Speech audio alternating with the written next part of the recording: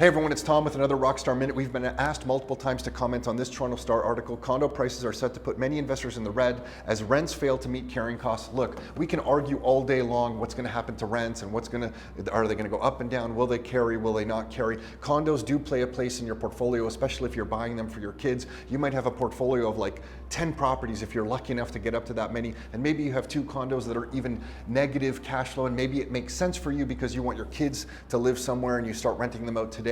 So we could argue if condos are good or bad a million ways, but here's the thing that most experts seem to ignore. The student population in Canada has exploded since 2010. There are over 500,000 foreign students now in this country. That's more than double the number in 2010. None of that seems to be accounted for from a housing perspective.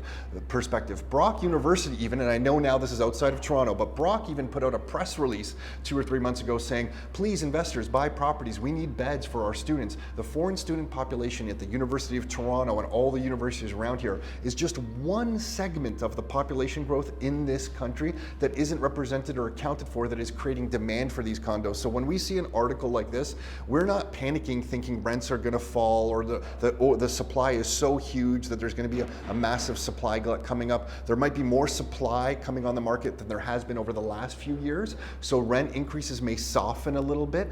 Definitely, we'll be watching this stuff. You have to be careful with your real estate. You never want to buy a portfolio of properties where they're all negative cash flow by any means. But can condos still play a role in a sophisticated real estate investor's portfolio?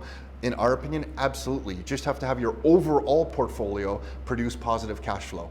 We like this topic so much that at the Your Life, Your Terms event coming up on February 8th, we're bringing an expert from Toronto who works with developers who are building the condos to discuss specifically this article. So we're going to dive into it more on February 8th. That's it for now. I can't speak today. Until next time, your life, your terms.